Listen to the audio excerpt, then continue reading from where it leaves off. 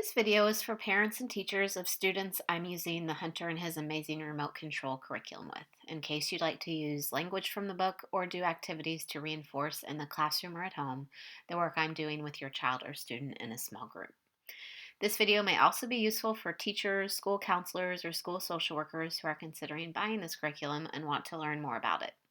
I've found the book Hunter and His Amazing Remote Control and the accompanying curriculum book both to be very helpful. Hunter is a kid who might be considered a sensory seeker or have a diagnosis of ADHD or just be a kid who needs to work on impulse control. He ends up creating a remote control for his brain. Rather than reading the book from start to finish and creating the remote control right away, I tend to read the book bit by bit over time, having students color in the buttons gradually as we learn about each one. I usually have students make 3 remotes so that they can have one for my room, their classroom, and home. Since we work on the remotes over time, it may be a while before I provide parents and teachers with remote. Sometimes we do them on paper and laminate it, and other times we use wood and paint. The first button is the channel changer button, where we start talking about focus, distractions, and staying on the math channel if it's math class, or changing the channel if you're thinking about video games when you're supposed to be working on an assignment. Besides using the channel changer language to keep students focused, teachers might think about working channel changer into a verbal transition cue, such as saying time to change the channel when moving from one subject to another, with students pretending to pull out an invisible remote and saying click.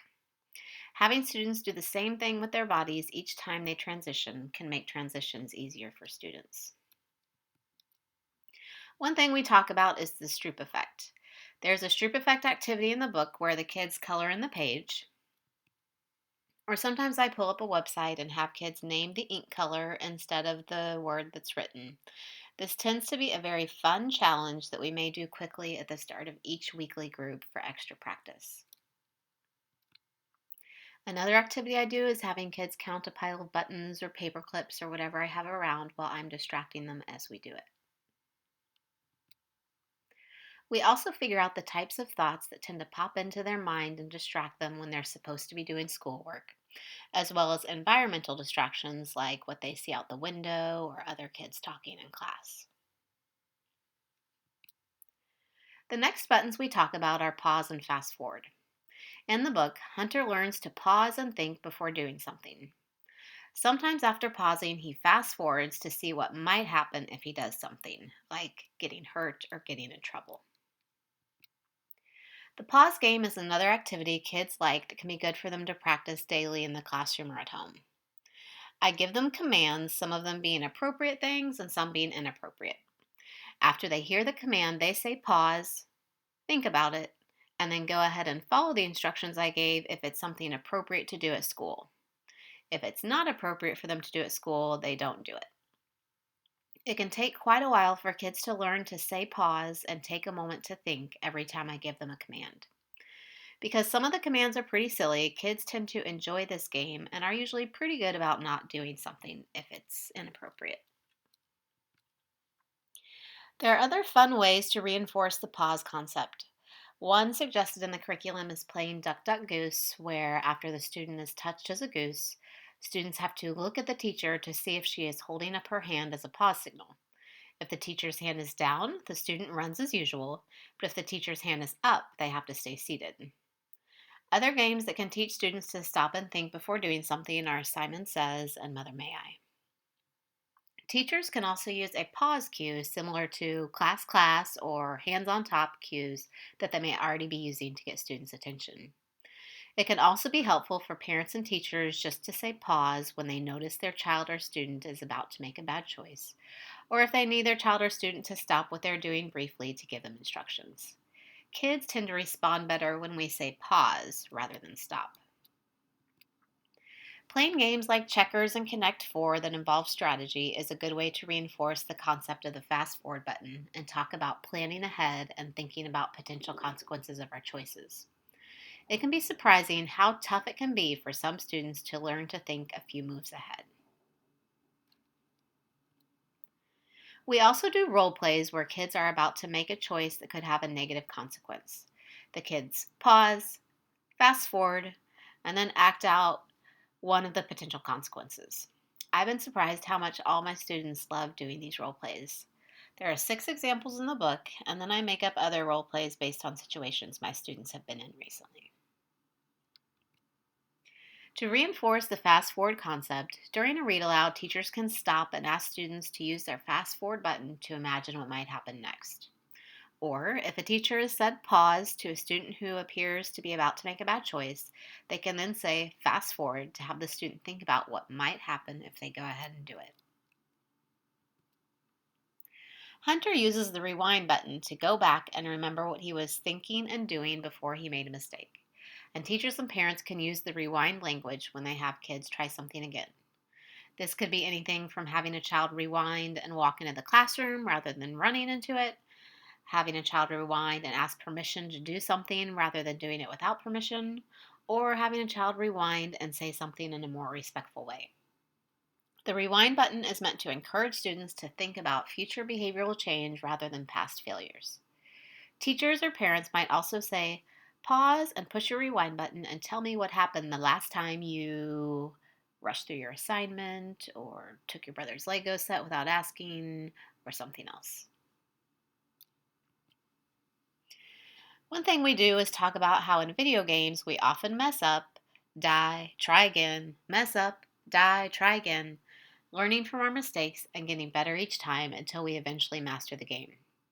But in other parts of our lives, we often give ourselves a really hard time when we mess up, and we may feel like just giving up completely.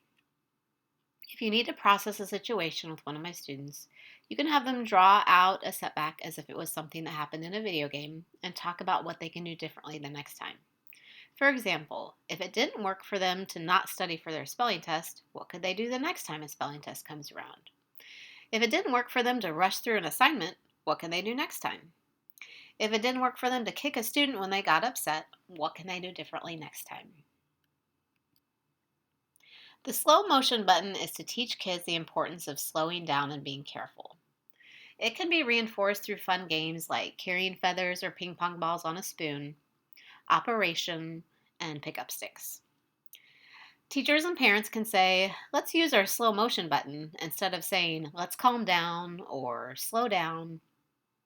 After having kids use the slow motion button, you can also have them take deep breaths, do a yoga pose, or count slowly from 10 to 1. Hunter learns to use the coach button when he needs to encourage himself to try harder or remember that it's okay to make mistakes. The curriculum goes further and teaches students to coach themselves through difficult situations and working through multi-step tasks. The Zapper button helps Hunter get rid of negative thoughts. Students get practice with the Zapper button when I read thoughts and they say zap if the thought is negative. When teachers or parents hear kids speaking negatively about themselves, they can say to zap that thought or get out an invisible remote control and zap for the student. The Way to Go button teaches students positive self-affirmation. I help students identify and focus on their strengths. Teachers can do activities where students in the classroom identify other students' strengths. Parents or teachers might consider writing a note to a child pointing out their strengths and accomplishments. Students can also have an I am, I have, I can journal. The I am section includes their strengths. The I have section includes names of people who love, help, or support them. And the I can section gives them a place to record their successes. Students might be given a little time each week to record their latest successes. Teachers can set up an hourly chime that reminds students to stop and note something they are doing right. Teachers and parents can also tell kids to press your way to go button and pat yourself on the back for something positive you've seen them do. Use specific language to point out what they've done, such as, press your way to go button and notice how focused you are. Press your way to go button, you just followed my directions the first time. Press your way to go button, you made your bed without being asked. Press your way to go button, you listened quietly while I read the story to you. This teaches kids to do the right thing because it feels good and not just because an adult is watching. Parents and teachers, thanks for watching. I know your time is valuable. The more we all use the remote control language and reinforce the concepts, the more improvement we'll see in your students and children.